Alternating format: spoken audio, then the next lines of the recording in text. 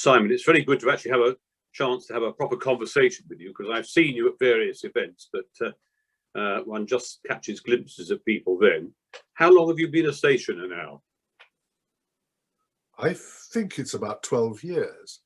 I was brought into the company by Noel Osborne, who invited me to a really good lunch. Well, there were always good lunches at the stationers. When he was master, I think that was 2007, 2008, and told me I really ought to join.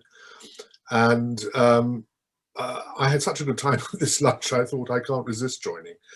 And one of the difficulties about working in newspapers is that in the evenings, when the stations have most of their events, one is always still writing and busy. So in those years that I've sat on committees and things, I haven't been to as many parties and jollies as I wish I could have been able to do so. But as I get older, I hope that there'll be more time.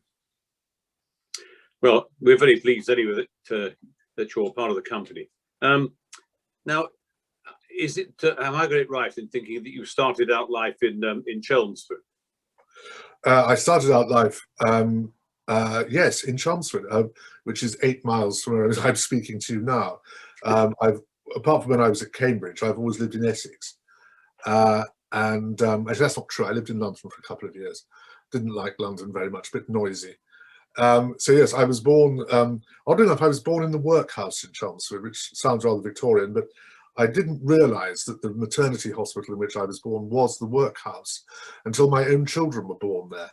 And I remember going to see my wife on the morning after she gave birth to our first son, and walking under a lintel into the maternity hospital that said Parish Workhouse, 1906. So I and both my sons were born in the workhouse, which I'm sure gives us some sort of social credibility. I can't quite work out what it is. But yes, I lived in a village out in East Essex in the Dengie Hundred, which is a sort of marshy, flat bit of Essex. As a child, I went to Chelmsford Grammar School and then went to Cambridge. That part of Essex where you're living is very attractive. I think if people never get beyond certain bits of Essex, they have a very warped view of what the place is like.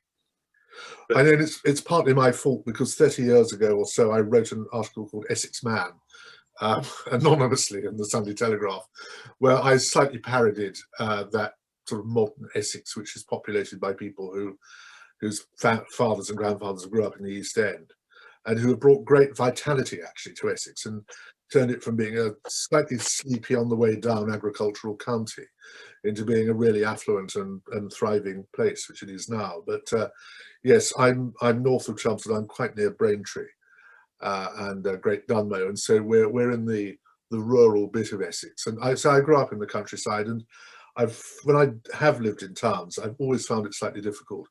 I do love quiet and darkness. I can't sleep very easily otherwise. So, and I do a lot of my work from home now. I write all the time from home, and it's a very good atmosphere in which to do creative work. So can we say that you were the man who coined Essex Man, or had it been coined before that? No, I'm afraid it was my fault. I take full responsibility, and I've suffered for my ingenuity, because I think in the early years it took about 25% of the value of my property. But I think we're over that now. I think we're moving on. I remember entertaining my former boss, who came to preach for us when I was Dean of Norwich, Robert Runcie, and he had cellulitis on his feet. You see, he had to wear very soft footwear. So he pulled his trousers up a little bit and showed me these bright white socks. He said, "There you are, Essex Man." So even archbishops were quoting you. Well, we'd be very glad to have him if he had been an Essex man. Yeah, he was a lovely person, great person, very enjoyable. Now, then you went to Corpus in Cambridge, and did you read history? No, I read English. My PhD's in history. I read English. I wanted to read economics, but I was told by my headmaster, who was a former senior wrangler and a very brilliant mathematician, that I was never going to be good enough at maths to do some of the economics degree properly. So quite late in the day, when he shared this aperçu with me, I switched to doing English. I don't actually have a historical qualification between an O-level and a PhD. I didn't do A-level history simply because the way that my school timetable worked, I couldn't do that and economics, and I really wanted to do economics. But clearly history, well, it seems to me you've got a great wealth of interest, and having read English, it's not a bad thing for a journalist, I assume. It may have led you to write that book called Strictly English? Yes, it did. Well, that was the idea of my publisher, not me. But when I was an executive at the Telegraph, I was asked to write the Telegraph style book. And the paper was going through a bad patch in terms of style because it had a big turnover of sub-editors, I think, at that stage. And I used to send weekly emails to members of staff, never naming and shaming, never pointing out who had committed some of these abominations, but just listing the abominations of the previous week and saying that we didn't want these to be repeated. And one of these emails, well, several of them got leaked because people found them amusing. And one of them ended up at Penguin Random House, where the man who's now my publisher, Nigel Wilcox, read it. And he immediately rang me up and said, I think there's a book in this. I said, oh, don't be silly, you know, the foulest modern English usage, what more do you need? And he said to me, well, it was 100 years ago. And actually, he was quite right, it was 100 years ago. It was 1906, I think, that it came out. So I did Strictly English and Simply English, which are two sides of the same coin, really. One's a sort of gazetteer, and the other is a discussion of how to write English properly. They were abominated by people who teach linguistics in universities, because people who teach linguistics in universities think that anything goes, which is very easy for them to say.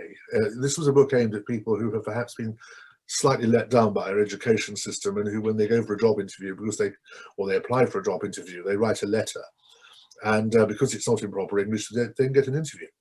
So it was a book that was intended to help people who have been let down in one way or another. And judging by its sales, a lot of people have been helped by it. Well, I'm with you on all of that stuff. But my wife always tells me, when I get too pernickety about it, she says, well, hang on a bit, she says, languages have to develop. And she writes very well, but I take that point. So what do you approve of that other well-known volume, Eats, Shoots and Leaves? Well, it's a very amusing book, and Lynn Truss is a very good writer. I do approve of it. Where I think I do agree with your wife, Master, is that words change their meanings. If you read Paradise Lost, on almost every page there's a word whose meaning has quite subtly, or sometimes quite dramatically, changed in the last 350 years since it was written. But I don't see why grammar has to change. I don't see how it can ever be right to say, for example, you was coming down the road and I saw you. That can't be right under any circumstances. Just because many people might say it doesn't mean it's right. And I find myself, because I am a pedant, sitting and shouting at the radio and the television when I hear people say, there were less mistakes last week. And I go, no, there weren't. There were fewer mistakes last week. And I get very cross. And these are things that don't need to change. But clearly, you know, we used to call something that we wrote on in olden times, biblical times, a tablet. And then a tablet became something that you took as a medicine. And then, of course, it became a religious newspaper. And now it's become something that you, a sort of glorified iPad, where you read a newspaper. So there's a word that's had four different meanings, if you like, in a couple of thousand years. And of course, words have to change their meaning, but I don't think that the architecture of language needs to change necessarily. If it does change, it's because of idleness. I remember, just to give one example, and this is when I was writing Strictly English, I heard a Radio 4 sports reporter on the Today programme one morning saying that a footballer the previous night had flaunted the rules. Now, of course, he meant he'd flouted the rules. But if you look at the OED, the latest edition of the OED, it says, well, yes, people do occasionally use flout when they mean flaunt and vice versa. And we just have to get used to it. Well, I won't get used to it. I know what flout means. I know what flaunt means. They're two very, very different things. Yeah, absolutely. Yes, and there are good examples, as you said, about the way words do change. One of my favourite things as a clergyman is to look at that piece at the very beginning of John's Gospel. Everyone knows the first 14 verses, and it says, "The light shone in the darkness, and the darkness comprehended it not." Yeah. And of course, that means why that's so interesting is it means a number of things. It does mean comprehend in the sense that we'd understand it to some extent, but it also means couldn't put it out. Yes. Comprehend at that point. Yeah. Yes. Yeah. No, this is vital. I mean, Milton, for example, uses the word sympathy in a way that we would use the word empathy. And we really had to invent empathy because sympathy had become so diluted. But when Milton uses sympathy, he means it to mean a really intense sense of fellow feeling, which empathy now, I suppose, covers. And sympathy has become almost a cliche. You have my sympathy, which is just a form of politeness, really. Now, we'll stick with writing for a minute. One of my good friends, Peter Hennessy, was very good indeed at doing a sort of, as they say, an impression of Enoch Powell. He had that wonderful way of getting the voice just right. He still can do it, I think. Not so well now, Peter, but one of the works that's been really very important for you is this Enoch Powell biography. Yes. Before we get on to him, Peter Hennessy, who's a dear friend of mine, was also my PhD examiner. And my book, I got my PhD slightly unconventionally. If you've written a work of original research at Cambridge, you can submit the book when it's published and get a PhD by publication, which is what I did. And as Peter will tell you, maybe he has told you, he and I spent, to the astonishment of the external examiner, spent much of my PhD examination doing our impersonations of J. Enoch Powell. In fact, I remember on Enoch's 80th birthday, which was in 1992, I was deputy editor of The Spectator, and we gave a lunch for him at The Spectator because he was a regular contributor. And we loved him very much. And he came for lunch. And it's the only time I ever remember, in all the times I met Enoch, seeing him drink, because he was a very abstemious man. And I say drink, he didn't sort of sit there and drink a bottle of claret, but he probably had 3 glasses, which was 2 more than he would normally have.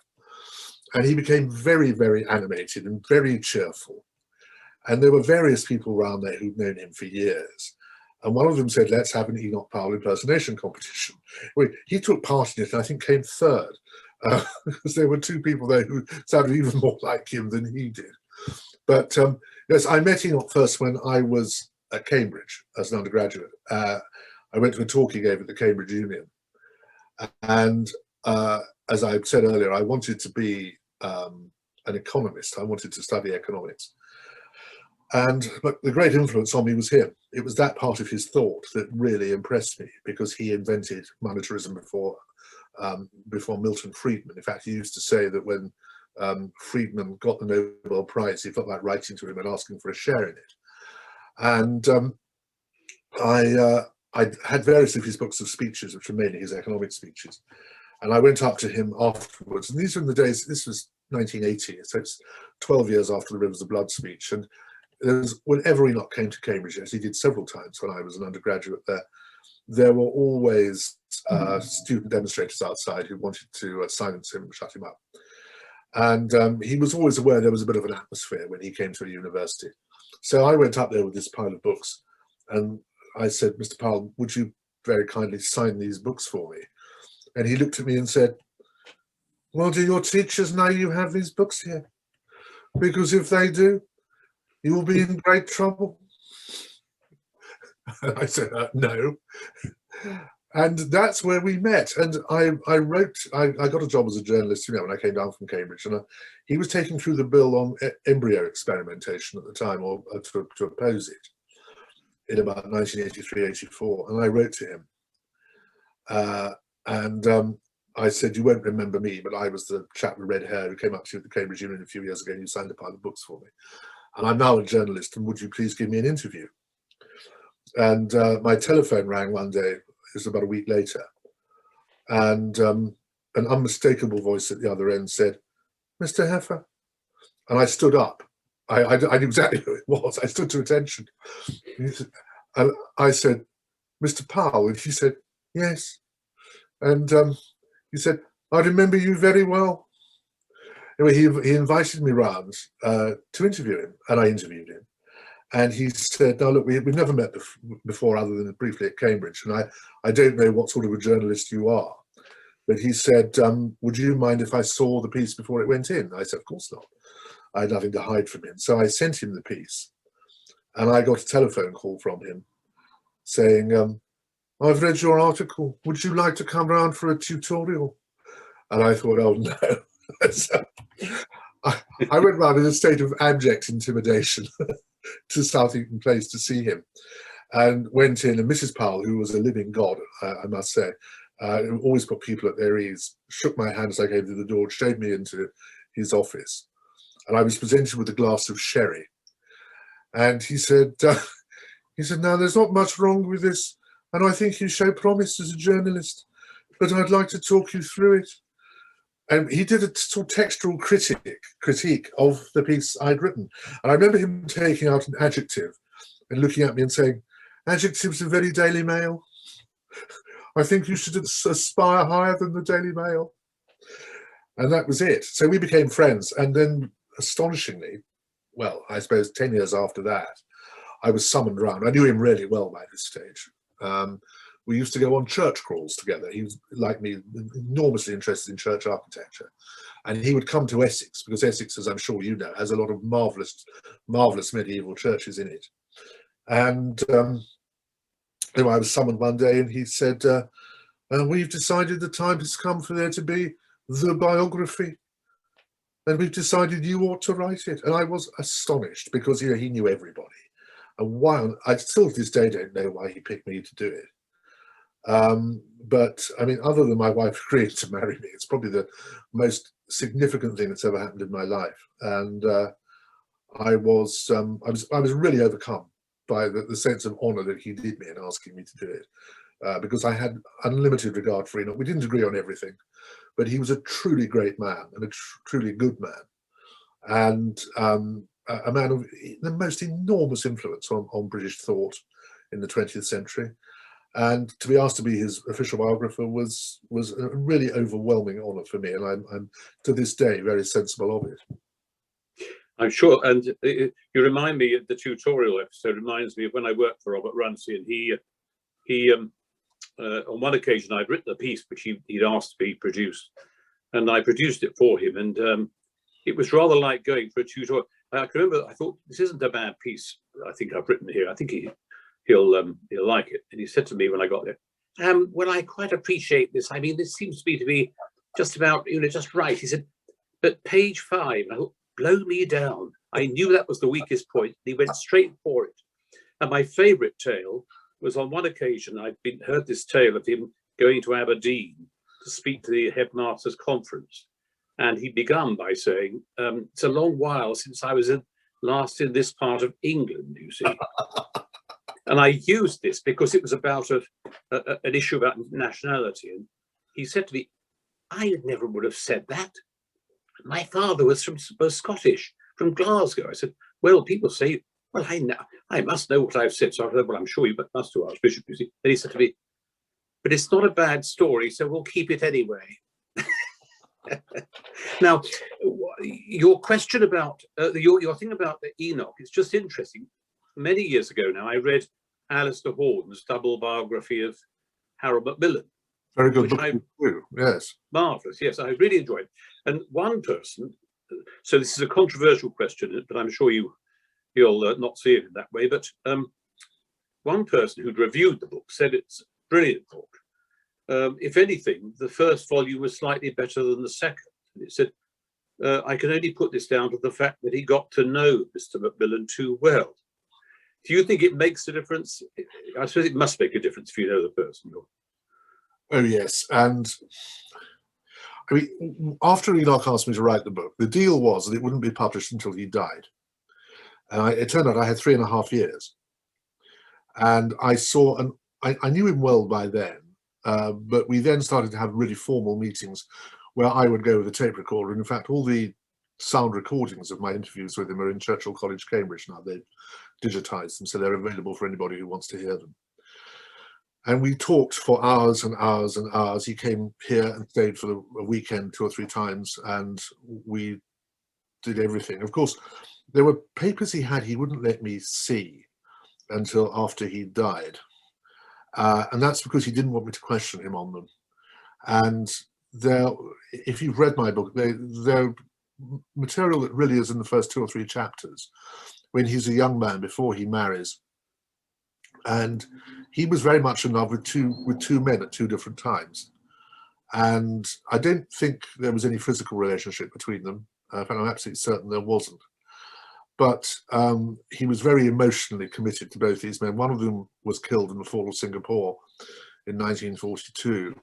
The other one, who's now long dead, was about 12 years younger than him, and he was a soldier from New Zealand who was fighting in Burma and was having R&R in Delhi when Enoch was on the general staff in Delhi as a colonel in 1943.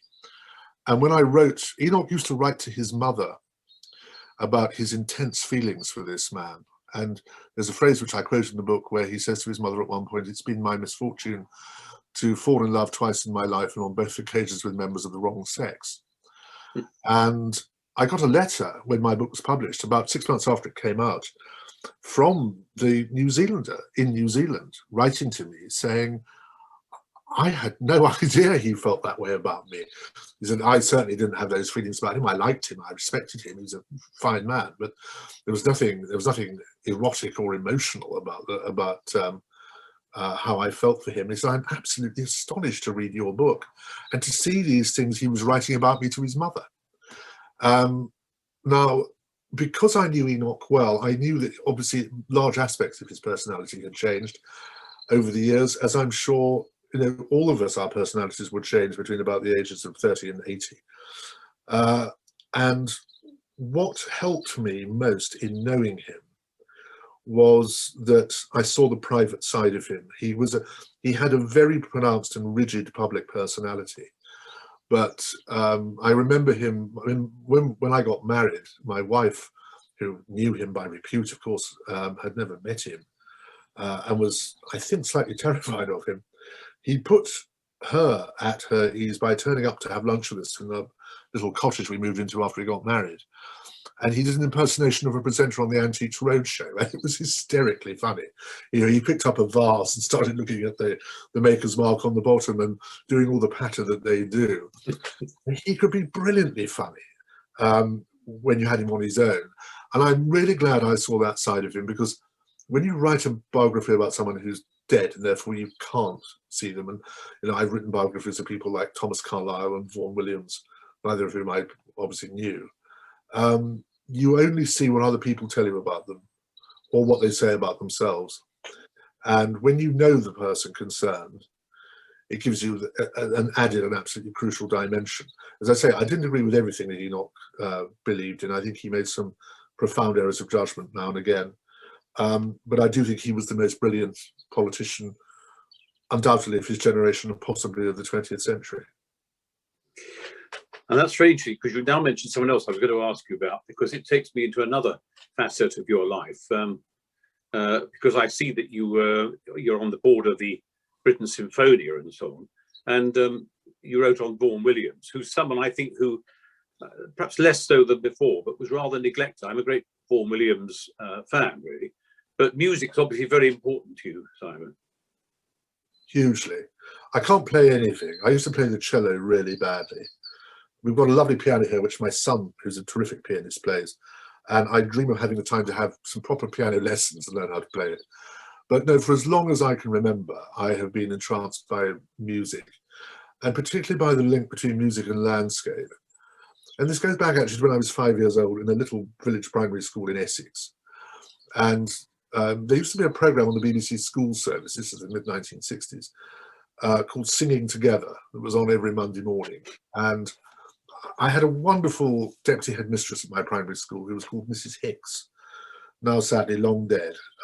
but she really took trouble with children. It wasn't just that stereotype you have now of a teacher just turning up at school and fulfilling his or her contractual obligations and going home. She really gave everything to the children. And she was a passionate amateur musician herself, and made sure that we went and sang these folk songs and tunes every Monday morning. And we all learned to play the recorder. I can play the recorder. I can still actually play that quite well, but it's much easier than the cello. And so I was taught to read music at the age of 5. My father was quite musical, and he encouraged me in that and helped me to learn to read music. And all through growing up, particularly once I got to Cambridge, I suddenly had some money in my pocket for the first time, and I started buying lots of records and listening to them. I listened obsessively to Radio 3 from about the age of 16 onwards. And I realized that there was music that had a really profound effect on me. And it's not just English music. I mean, I love Wagner, I love French music. I want to write a book on Ravel one day. But I think because of growing up in the English countryside and being force-fed the folk tunes collected by Vaughan Williams and Cecil Sharp and Benjamin Britten in the early 20th century, I had a really close idea of the link between culture and landscape. And now if I get into the car and have to drive anywhere, and once lockdown is over, I might resume this interesting habit. I've always got music on the car stereo. My iPod is plugged in, and I'm always listening to music that evokes wherever I'm going, and it's very important to me. But the thing about music is, and I speak as a writer, a composer can express in about 30 seconds of music what it would take me to write a whole book to be able to express, and still not do it so well. And that to me is the importance of music. And there's something I say about most English music that really evokes what my idea of myself, my identity as an Englishman.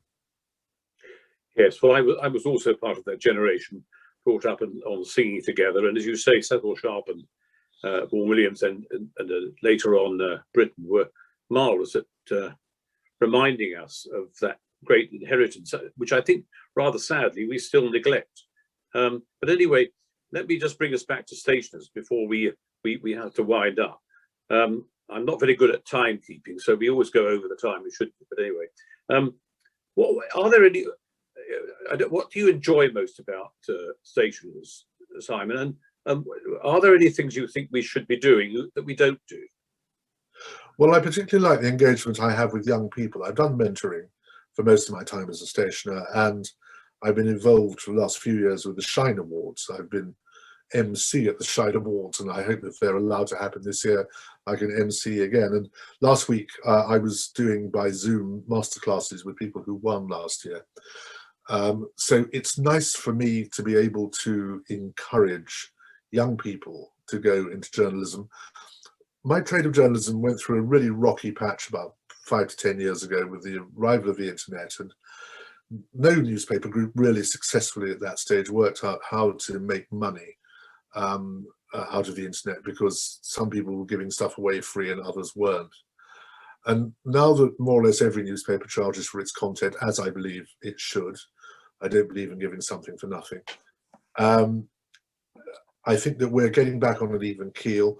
I think actually lockdown has been very good for the newspaper industry. I think people have started to read newspapers again, whether the physical item or actually to subscribe to read online. I know that the Telegraph, my own newspaper, subscriptions have risen enormously. I think we've got about 600,000 subscribers now who read it online. And that's brilliant for the paper, it's brilliant for the industry, and it's brilliant for the country.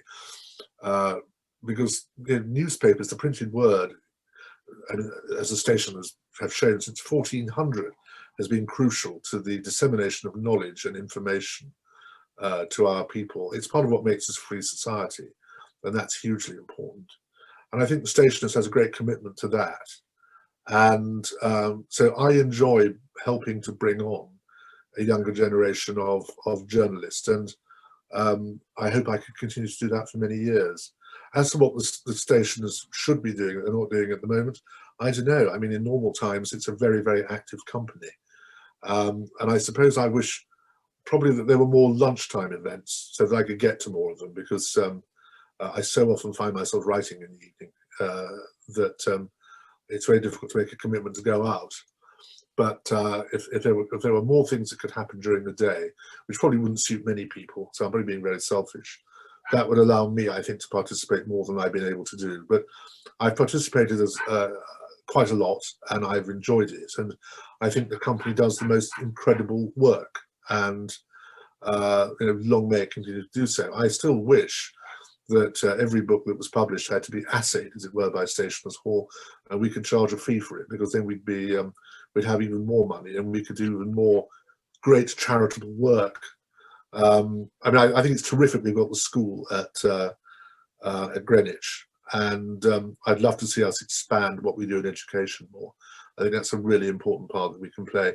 I mean, I am a university professor part-time, and so I do the mentoring and other stuff for Shine at Stationers, and I believe very passionately in giving young people the maximum possible opportunity and the maximum possible teaching. And if the Stationers can play more of a part in that, then particularly for getting people to enter the book trade, the publishing trade, the newspaper trade, then so much the better. That's a very good place actually to round things off, I think, because that's where I began, because I was at Stationers' Company School, the earlier school, and I agree with you what we can contribute to education. And it's marvellous to hear of the work you do with mentoring. So I think just I want to finish up by saying, Simon, thank you very much for all that you give in that way. And after all, that's actually sowing seeds for the next generation. Well, thank you. It's been a real pleasure to do this, Master, and I wish you well for the remainder of your year. I think actually they should give you another year, not because I have anything against your successor, whoever he may be, but I think it's been very tough for you to hold this immensely important appointment, and not to have been able to do it in the way I know you would have liked. So I hope they'll think of asking you back for another year where you could do it properly and not have this act of God inflicted upon you in the way that it has. Thank you so much, Simon. Thank you. And look forward to seeing you when we're all out of our kennels. Thank you very much.